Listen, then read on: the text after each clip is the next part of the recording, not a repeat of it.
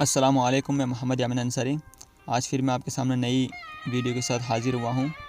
آپ سامنے جو یہ مسجد دیکھ رہے ہیں، اس مسجد کا نام مسجد امام بخاری ہے۔ مدینہ شریف کی جو مسجد نبوی ہے، اس سے گیٹ نمبر 26 سے جب ہم باہر نکلیں گے تو آپ کو باہر نکلنے پر یہ 100 میٹر کی دوری پر مسجد نظر آئے گی۔ یہ وہ تاریخی جگہ ہے جہاں پر حضرت امام بخاری رحمہ اللہ نے نبی پاک صلی اللہ علیہ وسلم کی 6000 سے زیادہ حدیث لکھی۔ آج میں آپ کو بتاؤں گا کہ کس طرح حضرت امام بخاری رحمہ اللہ نے مشکلوں کا سامنا کرتے ہوئے حدیث کو جمع کیا اور کیوں کیا، تو آپ اس ویڈیو کو پورا ضرور دیکھیں۔ اس سے پہلے میں آپ کو ان کی ہسٹوری بیان کر دیتا ہوں کہ حضرت امام بخاری رحمہ اللہ ازبکستان کی بخارا شہر کے رہنے والے ہیں، اور آپ کا جنم 196 ہجری میں ہوا تھا، اور آپ کی یادداشت بہت تیز تھی، جس کی وجہ سے آپ نے 9 سال کی عمر میں پورے قرآن کو یاد کر لیا۔ اس کے بعد آپ حدیث سیکھنے کے لیے اپنے شہر کے علماء اور عالم دین سے آپ نے رابطہ کیا اور حدیث سیکھی۔ آپ بہت مالدار ویکتی تھے اور آپ بہت سخی بھی تھے۔ آپ نے 18 سال کی عمر میں نبی پاک صلی اللہ علیہ وسلم کی حدیث سیکھنے کے لیے پہلا سفر اپنا مکہ مکرمہ کا کیا۔ پھر آپ مدینہ منورہ میں آئے اور یہاں آ کر بزرگوں اور عالم دین سے حدیث سیکھی۔ پھر آپ نے مصر اور سیریا کا دورہ کیا، اور پھر بصرہ اور حجاز میں کئی سال آپ نے حدیث سیکھنے کے لیے بتائے۔ اس کے بعد آپ نے بغداد اور کوفہ کا سفر کیا۔ اس سفر کے دوران آپ نے اپنا سارا مال خرچ کر دیا نبی پاک صلی اللہ علیہ وسلم کی حدیث سیکھنے کے لیے، اور اپنی عمر 16 سال آپ نے حدیث سیکھنے کے لیے بتا دیے، اور 1000 سے زیادہ بزرگوں اور عالم دین سے آپ نے نبی پاک صلی اللہ علیہ وسلم کی 6 لاکھ سے زیادہ حدیث سیکھی اور ہم تک پہنچائی۔ آپ نے یہ اس لیے کیا کہ دوسری شتابدی میں نبی پاک صلی اللہ علیہ وسلم کے جتنے بھی صحابہ اکرام تھے جنہوں نے آپ سے اسلام سیکھا تھا، وہ ایک کے بعد ایک وفات ہو رہے تھے، جن کا فائدہ اٹھاتے ہوئے اسلام کے دشمن نے نبی پاک صلی اللہ علیہ وسلم کی حدیث کو غلط طریقے سے پیش کر رہے تھے۔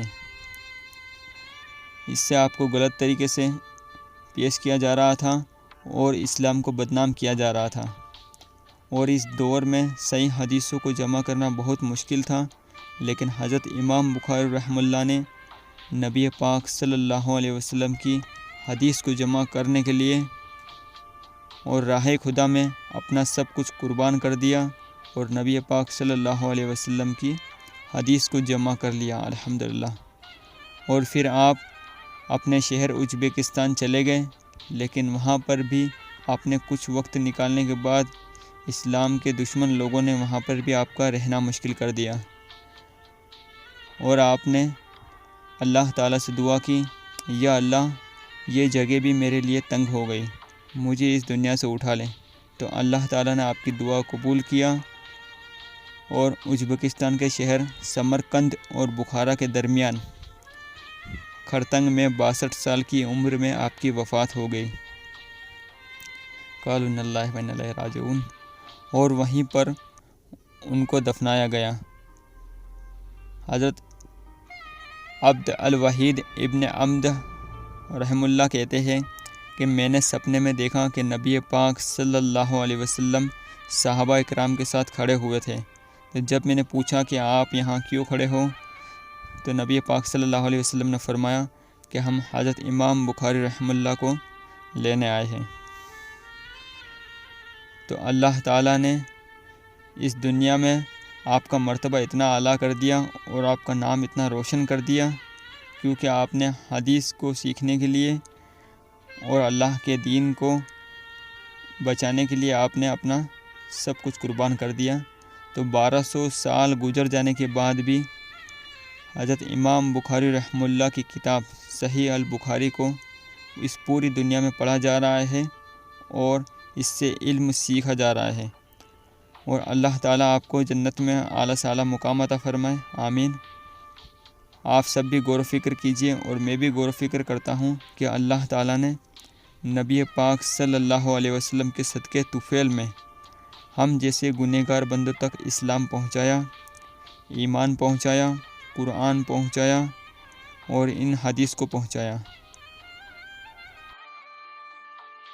یہاں تک کہ ہم آپ کی کسی ایک بات پر بھی عمل نہیں کر رہے اور گنہگار بن کر بیٹھے ہوئے ہیں، جبکہ نبی پاک صلی اللہ علیہ وسلم نے فرمایا ہے کہ میری آنکھوں کی ٹھنڈک نماز ہے، لیکن پھر بھی ہم نماز کو چھوڑ رہے ہیں۔